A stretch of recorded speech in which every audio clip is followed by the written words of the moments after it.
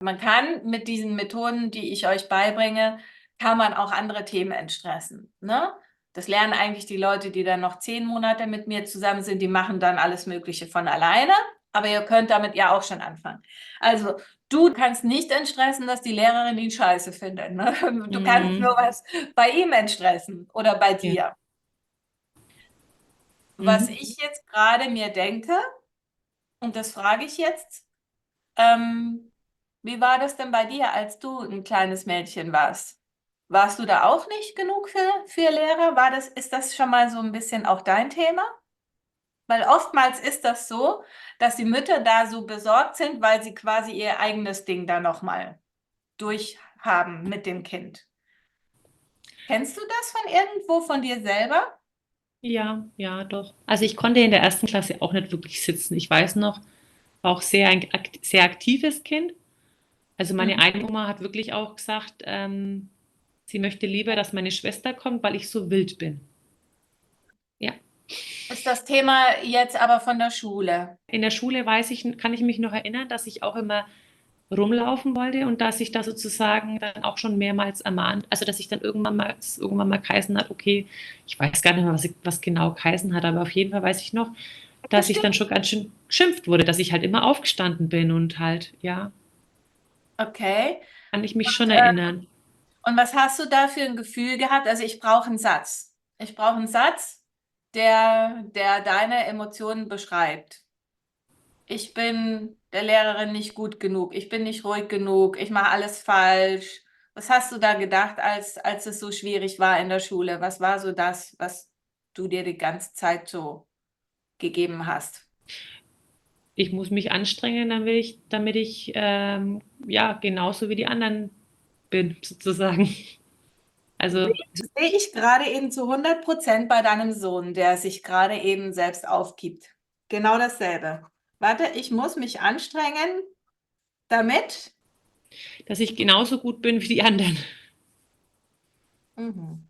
Kannst du bei euch beiden entstressen, weil das macht dein Sohn gerade eben auch. Ja. Und das ist das, was ihr gerade um die Ohren, was ihr gerade als Watschen kriegt. Ding, ding, ding, ding. Und das ist Hm. gerade dein Weiterbildungsangebot des Universums. Wenn das sich auflöst, dann wird das in der nächsten Schule auch sein Motto sein, okay? Also, dieser Satz, exakt dieser Satz wird entstresst mit der Methode. Wann ist Mhm. es entstanden? Deine Oma hat das schon gesagt. Wann ist es entstanden? Ich Im würde sagen, so Alter. mit 3 oder 4. Okay, entstanden im Alter von 3 Jahren. Also, du machst diese Entstressungsmethode, ne? Tüt, tüt, tüt, tüt, tüt. Nicht Reflex XY, sondern Thema, ich muss mich anstrengen, dass ich genauso gut bin wie die anderen, entstanden im Alter von 3 Jahren bei mir. Mhm. Und dann machst du diese Entstressungsmethode so. Und was wollen wir jetzt haben stattdessen? Ich bin gut, so wie ich bin. Gefällt mir noch nicht, reicht mir nicht. Es muss over the top sein. Ich bin genau richtig, so wie ich bin. Nein. Nein? Was mir gerade in den Kopf schießt, also wenn man so an Gott glaubt, ne? Also ich meine, das Leben hat uns so gemacht, wie wir sein sollen. Also all dieses Erziehungsgedöns ist ja ein Rumfallen an etwas, was eigentlich schon göttlich ist. Also ich sehe aus wie so ein Engel von oben von der Kirche. Irgendwann mal war ich ein Schönheitsideal, jetzt halt nicht. Andere sind flippig und haben total geniale Ideen und das ist wahrscheinlich das Geschenk von denen. Stört halt gerade in der Schule, ne? Aber trotzdem ist es perfekt, wie es ist. Glaubst du an Gott? Ja, ja. Also ich bin schon ein bisschen so erzogen worden und ich muss sagen, wenn ich früher ja Kummer hatte oder Sorgen hatte, dann habe ich eigentlich immer gebetet und das hat mir eigentlich immer geholfen, muss ich sagen. Also ich bin jetzt nicht so der typische Kirchengänger, der wo ständig in die Kirche rennt, aber ich muss sagen, mir hat es früher schon viel gebracht. Von dem her, Ja, nee, das ist jetzt wieder aus dieser bittenden Position heraus. Also ich habe ganz, ganz lange gehadert mit meiner Fähigkeit, dass ich Leute spüre und dass ich Leute heilen kann. und habe mir immer gedacht, wer bin ich eigentlich? Wer erlaubt mir das? Ne? Die wollen das alle von mir, aber wer erlaubt mir das? Darf ich das? Ne? Und dann war so irgendwann mal bin ich wieder so spazieren gegangen, habe diese ganzen Blumen angeschaut und die so lecker gerochen haben, habe mich so tierisch gefreut und habe gesagt, oh, diese Blumen sind göttlich. Und irgendwann ist mir eingefallen, ich habe kein Problem, wenn die Blumen göttlich sind, aber ich habe ein Problem, wenn ich göttlich bin oder wenn wir Menschen göttlich sind. Finde den Fehler.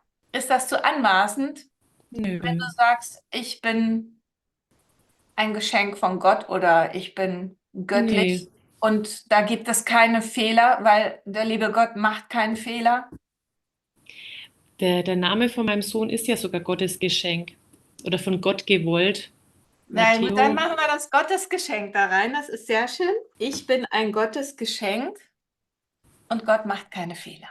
Zu wie viel Prozent ist das zielführend, um diesen Satz auszumerzen? Zu 10, 20, 30, 40, 50, 60, 70, 80, 90, 93, 94, 95. Was war jetzt der Satz nochmal? Ich bin ein Gottesgeschenk und Gott macht keine Fehler.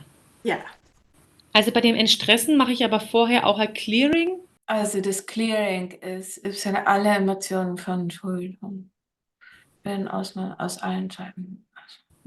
Du kannst das jetzigen problematischen Themen, kannst du ergänzen und sagen, und mit dem Thema, ich muss mich anstrengen, dass ich genauso gut bin wie die anderen. Mhm. Genau. Wenn du es vergessen hast, das Thema, dann liest du es nochmal. Also ich würde es auf jeden Fall immer aufgeschrieben haben, weil ich vergesse es auch manchmal. Dann habe ich es wieder aufgeschrieben, dann kann ich es wieder, also immer wenn ich merke, es geht aus dem Kopf raus, ich habe es nicht mehr präsent, ich spüre es nicht mehr, dann liest man das wieder. Ne? Und dann tust du das quasi, genau, da alles, was damit zusammenhängt, löschen vorher. Mhm. Das brauchst du nicht, diese Übung machst du nicht. Dann machst du diese kinesiologische Entstressung. Da dieser Stress, das FLR, das hier, da wird jetzt ersetzt. Mhm. Im Stress bezüglich, ich muss mich anstrengen, dass ich genauso gut bin wie die anderen, entstanden im Alter von 3 Jahren bei mir. Ne? Und dann machst du das eben so 9-mal lösen und so weiter. Genau. Und dann hier eben auch wieder, ne? Das ersetzen. Genau. Mhm. Hier auch wieder ersetzen. Ne? Und dann machst du das so durch. Genau. Also es ist wichtig, dass du das spürst, was du dir einprogrammierst, ne? Weil ohne Mhm. Emotionen hat unser Unterbewusstsein überhaupt keinen Bock, irgendwas zu tun. Also unser Unterbewusstsein können wir programmieren mit ähm, lebenserhaltenden Emotionen. Also es muss irgendwie interessant sein. Sex wäre eines, aber geht schlecht dabei. Also dann Emotion, Liebe, ne, Fürsorge, Geborgenheit, diese Emotionen. Ne? Also du musst einfach spüren, was du dir hineinprogrammierst. Wenn du es nicht spürst, dann wird es nicht funktionieren. Das heißt also, du programmierst dir rein, ich bin gut nee, ich bin ein Gottesgeschenk und Gott macht keine Fehler. Mhm. Und das darfst du fühlen. Und da darf dein Bauch warm werden, da darf dein Herz groß werden, da darfst du dich wertvoll fühlen als richtigen Schatz. Ne? Genau, mitzählen, mitsummen und dann einspeichern. Okay? Gut. Und das mache ich jetzt bei mir und bei Matteo, oder? Ja, Am es ist besten. eigentlich entstanden bei dir, ne? Mhm. Aber es ist exakt Matthäus Ding und der badet das gerade eben aus. Und deswegen leide ich da wahrscheinlich auch teilweise, wenn ich dann sowas mitbekomme, ne? Oh Ja. ja, Ja. deswegen leidest du noch doppelt und dreifach. Und ich habe das so oft gehört von vielen, die haben gesagt, da sitzt jetzt die kleine Sandra bei der Rektorin und holt sich wieder Anschiss ab. Na? Also ich habe da genauso geweint wie früher, als ich kleines Mädchen war. Ne? Und dann habe ich gesagt, ja, aber du bist jetzt die Mama, ne? Und genau, das ist dein Thema. Ne? Und das trägt eine Tochter gerade ebenso. Bitte erledige das. Ne? Und dann eben hat sie dann zum Schluss hat sie gesagt, nee, sie war dann total entspannt beim zweiten Gespräch. Ne? Da war diese Angst nicht mehr, diese Angst zu versagen, diese Angst falsch zu sein. Und ja, dann war da auch keine Verhaltensauffälligkeiten von der Tochter mehr.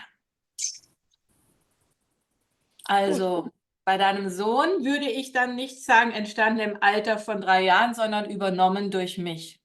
Mhm. Und dann guckst du, was passiert. Das ist keine Lüge, was ich dir hier einprogrammiere, ne? Das kannst du nehmen. Das ist wahr, oder? Brauchst du noch ein Zwischentreppchen dazu, weil du dir das nicht glaubst? Nee, nee, brauche ich nicht. Brauche ich nicht. Das passt.